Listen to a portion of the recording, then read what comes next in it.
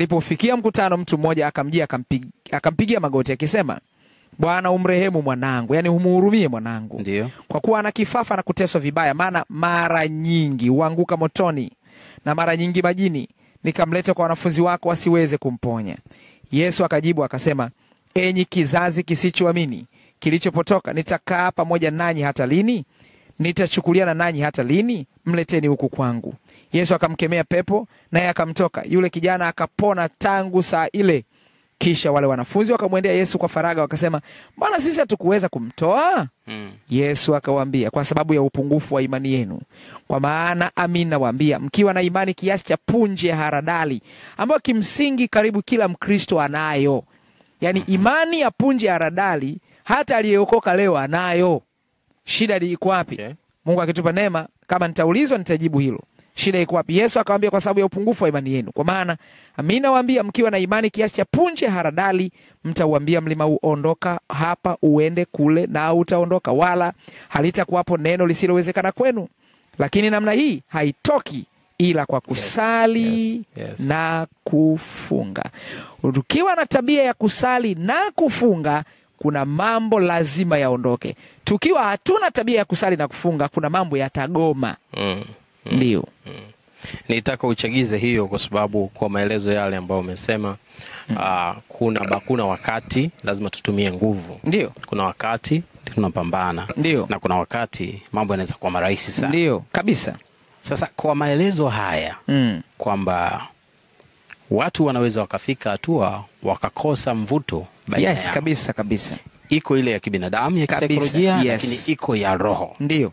Sasa kwa maelezo haya inaonekana kumbe ni sawa na kwamba huyu mtu anayeenda kufunga, ndio, possibly yeye pia hana tatizo. Ndio. Kwa sababu tafsiri ya kufunga, kama sivyo utanisahihisha, tafsiri ya kufunga, mtu anapoingia kwenye kufunga, maana yake anavua mwili. Anabaki roho sana, mwili unakuwa kidogo. Sawa. Na ukiexperience hiyo experience ya kuwa roho sana, mwili ukawa kidogo, tafsiri yake ni nini? Tafsiri yake unavua yale mambo ya mwili. Ndio. Ukivua mambo ya mwili, maana yake unabaki mtu anayeonekana lakini ni roho zaidi. Sawa. Sasa kwa maelezo haya naona ni kama pengine mtu anaweza kana analalamika kwamba mwenzi wake hana mvuto juu yake. Kumbe hata yeye ana tatizo. Sawa kabisa. Maana yake hiyo roho inaweza ikapiga kwa mume au ikapiga kwa mke. Kwa hiyo wewe unapojisurubisha kwenye kuomba, wewe ni sawa sana kusema unakombolewa, unajideliver. Unaingia kwenye deliverance. Okay. Sasa wewe ukiwa delivered, iko neema ambayo ina deliver na partner wako? Mara nyingi au kama naongezea swali, au kijasusi. Kuna mambo inawezekana kiroho ukafanya mambo kijasusi. Kwamba wewe uko kwenye deliverance.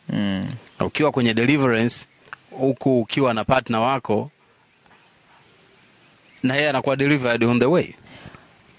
Ikiwa unamuombea, unajua yako mambo mengine unaweza ukafanya, sio lazima mke nikisema lugha hii nataka nieleweke vizuri. Sio lazima mke au mume ashirikishwe, lakini kwenye kona ya kumsaidia. Yani ninaposema asishirikishwe ni kwenye kona ya kumsaidia. Sina maana kwamba kuna baadhi ya mambo mke au mume hapaswi kujua. Ndio kona yangu iko hapo. Kwamba kama mimi najua mke ana shida, mimi naingia kwenye kufunga kumuombea yeye. Sasa ili naloenda kumuombea, kikanuni mke hataki kujua kama anamuombea yeye kwenye jambo hilo. Kwa hiyo nina uwezo wa kufunga mimi ni kujiombea shida yangu nilionayo, lakini vile vile nataka nifunge kwa ajili yake, kwamba wote tuwe na hali moja. Ndio. Tuwe na hali moja. Kwa hiyo unao uwezo wa kuomba kujisaidia mwenyewe, na unaweza kuomba kumsaidia na yeye vile vile. Basi hilo nitaka pia uliweke vizuri, kwa sababu mara nyingi kwenye mahusiano wako jamaa, marafiki, ndugu ambao ndoa zao hata miezi hazichukui. Na unakuta mtu anamkataa mwenzie kabisa, na anampeleka, mfano yuko mtu amepelekana mpaka mapolisi. Anaambiwa, jamani, tatizo nini? Hakuna tatizo. Eleza basi tatizo nini? Huyu bwana sio mzima? Hamna. Wewe bwana, huyu mwanamke nini? Hamna. Yani watu wanaulizwa maswali ya aina yote hapo. Hapo ni pepo wazi. Wanaulizwa maswali ya aina yote. wanachukuliwa, basi kama ni mwanamke atachukuliwa na watu wazima, wakina mama wazima, wabobezi, wakuu imara kwenye imani wa muda mrefu. Wanamuuliza binti, tuambie kama kuna sema, aseme kitu. Kijana sema, mimi sijui, sielewi. Naona mambo yamebadilika, sijui tatizo nini. Pepo. Hichi tunachokiongea pasta, sisi tunaongea kwenye lugha ya kawaida, kwa maana ya, kwa sababu pengine Mungu ametupa neema hiyo. Najua wewe uko na mkeo kwa muda sasa. Ndio. Alikadhalika mimi pia, watazamaji hawatuoni, hawajui. Lakini kukaa tu hii miaka michache ambayo tumespend, sio kitu kidogo. Yes. Dunia ya sasa watu wanaachana kirahisi sana. Takwimu za serikali kabisa za nafikiri ni Rita wanaeleza kwamba spidi ya kuachana ni nzito. Mpaka hivi karibuni serikali iliomba msaada. Spidi ya na jambo la hatari sasa. Hili ndio jambo ambalo mimi linanihuzunisha. Ndio. Mpaka wanaoitwa mitume sasa nao wanaachana. Unaona hatari? Hii ndio maana nikasema huyu mfano mtume, kwa nini tunamtaja mtume Boniface Mwamposa? Mtume Mwamposa ni mtume ambaye ana influence kubwa sana. Yes. Ana influence kubwa kwa maana ya kwamba ana watu wengi ambao wanamwangalia na kumwamini. Ndio maana yangu ya influence. Yes. Sasa huyu mtume akifanya jambo, yake ana inspire wengine. Yes. Tukiwa na kanisa ambalo watu wanaona ni sawa tu kuacha na kuoa mtu mwingine, ni hatari sana, ni hatari. Maana yake unataka, kuna ndoa za jamaa zangu wale wa dini nyingine, kuna ndoa zinaitwa ndoa za muta. Hizo ni balaa. Zikoje hizo? Ndoa za muta, mimi naweza nikawa na mke nimemwacha nyumbani. Okay. Nikasafiri nikaenda Zanzibar. Okay. Sasa nimekaa, labda najua nitakaa mwezi. Kwa sababu kukaa mwezi unasema sasa mimi kule nitakaaje? Basi naoa ndoa inaitwa ndoa ya muta ya wiki moja. Okay, jamani, huu ni sawa sawa tu na ukaaba tu wa kawaida. Sasa hiyo ya wiki moja unakuja unamwacha au? Na huyu anayeolewa anajua. I'm telling mimi. Waislamu wako hapa wanatufuatilia. Hii channel ya Waislamu, ndugu zetu Waislamu wanatufuatilia. Wanajua hivi. Yaani hapa mimi sibahatishi, mimi naongea na dunia. Wanatufuatilia hawa. Na kuna siku Mungu anipe neema, nitakuja kuzungumza, nitakuja kufundisha ndoa za muta. Ni muhimu ufahamu. Ndoa za muta. Yes, ni muhimu ufahamu. Inakuaje? Yaani huyu mwanamama anakubali na anajua kwamba naolewa na naachika baada ya wiki. Issue ya kuoa na kuacha kwenye Uislamu ni kitu cha kawaida sana. Katika sura ya 4 aya 20 inaitwa sura An-Nisa, sura ya wanawake. Nisa ni Kiarabu, Kiswahili maana yake wanawake. Mstari wa 20 inaeleza kwamba mwanaume kama akitaka kuacha, akitaka kubadilisha mke.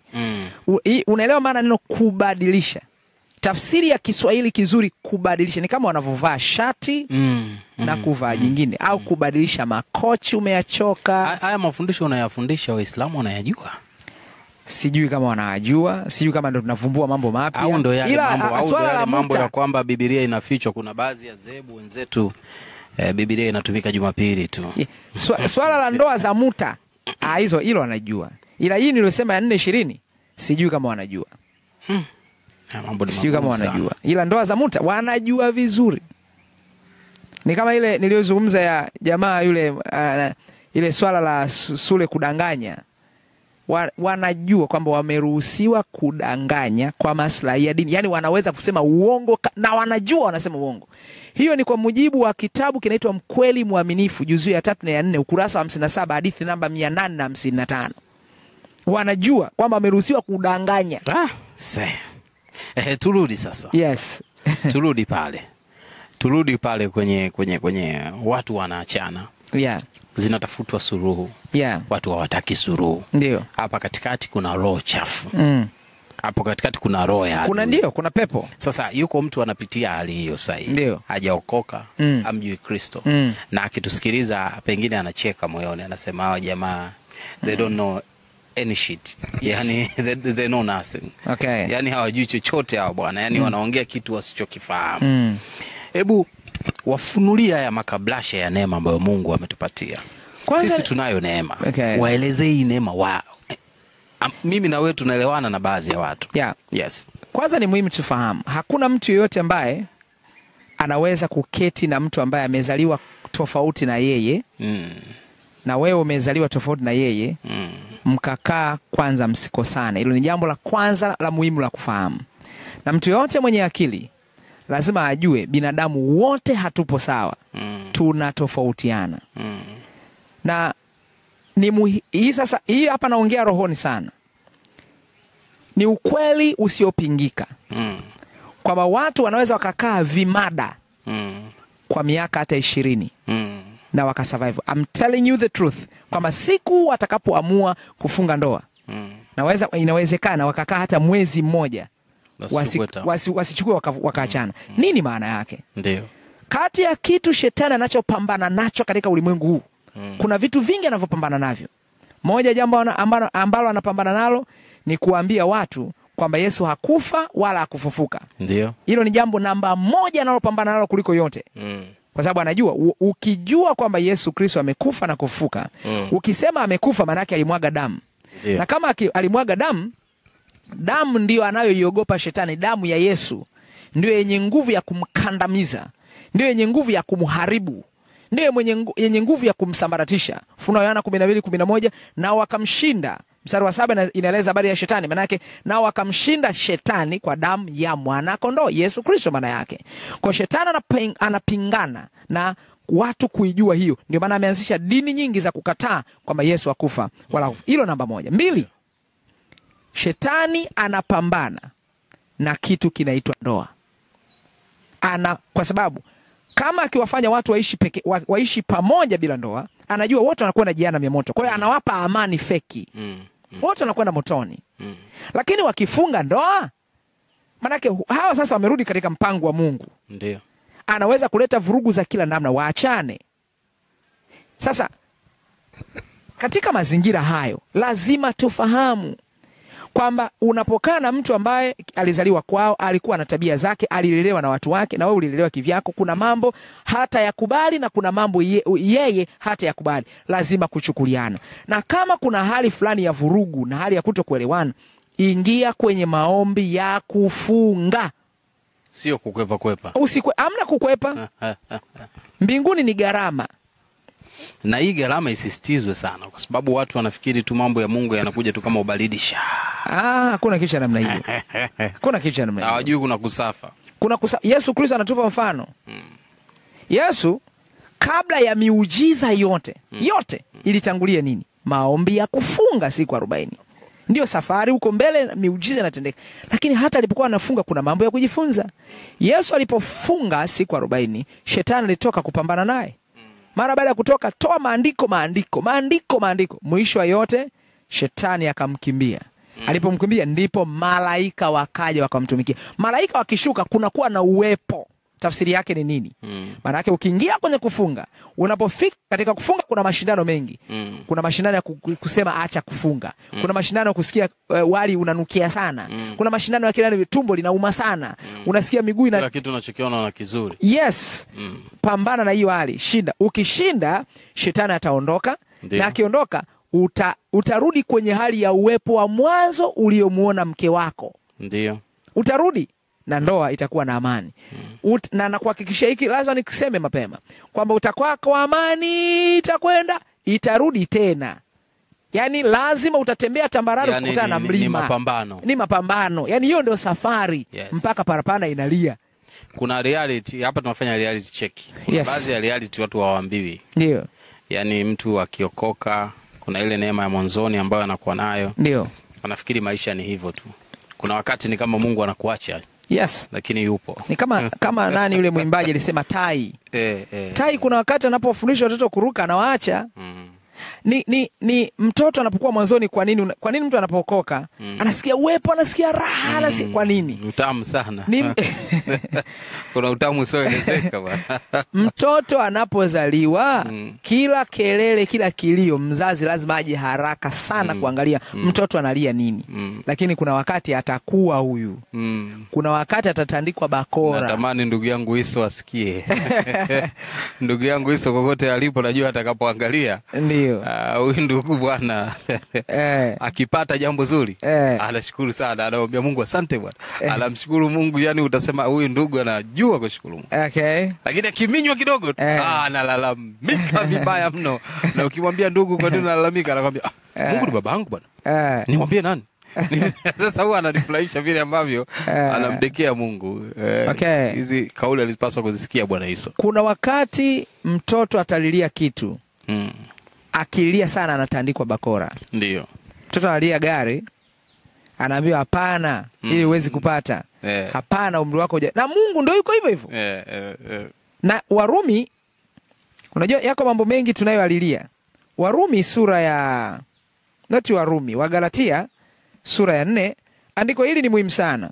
Wagalatia sura ya 4 mstari wa 1 mpaka mstari wa 2. Lakini nasema ya kuwa mrithi, sisi ni warithi wa mali zote za Mungu.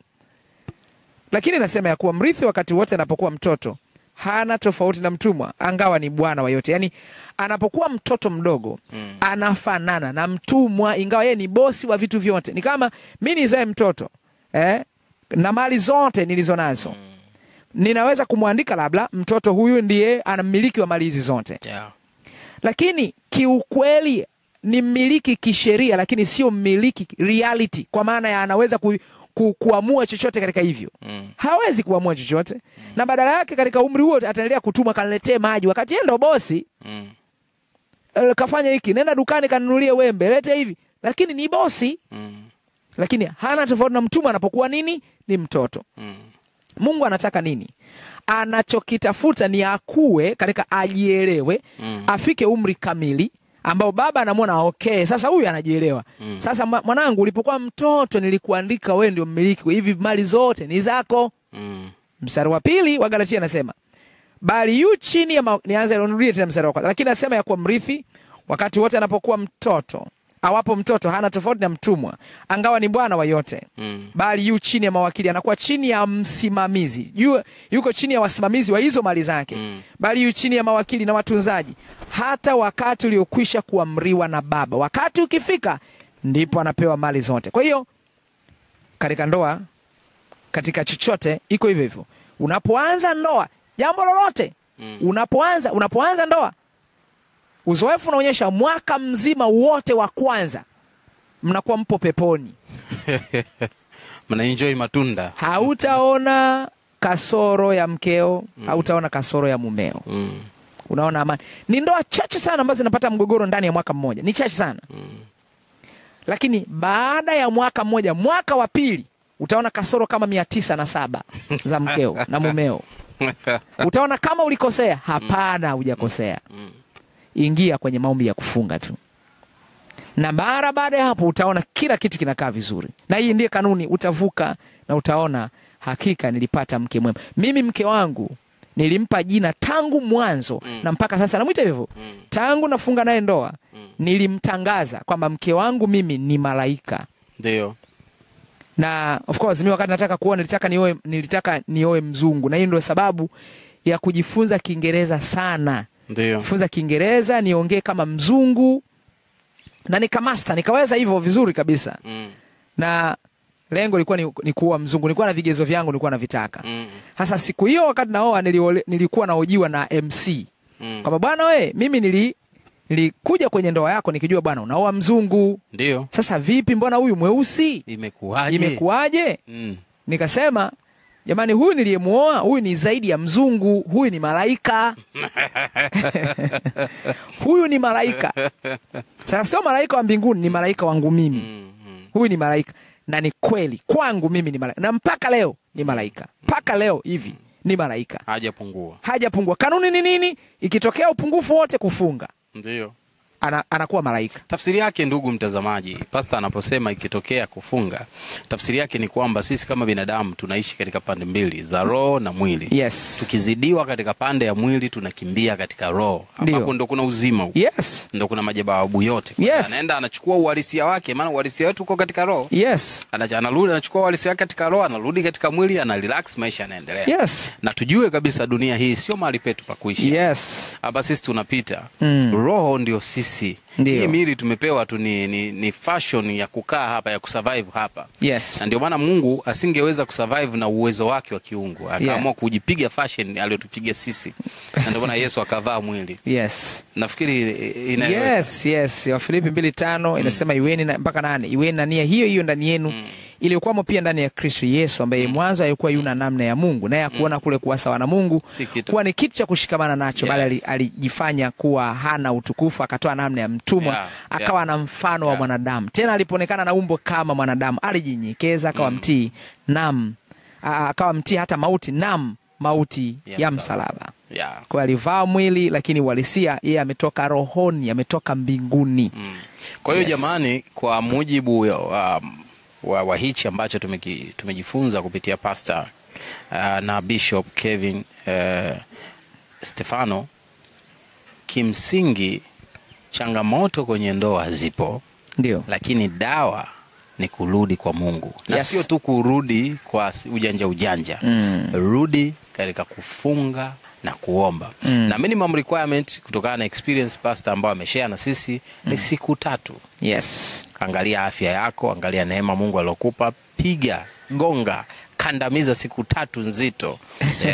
Hiyo roho haiwezi kukaa hapo. Na nimekumbuka mambo machache ambayo Roho Mtakatifu wakati tunazungumza amekuwa ananikumbusha hapa.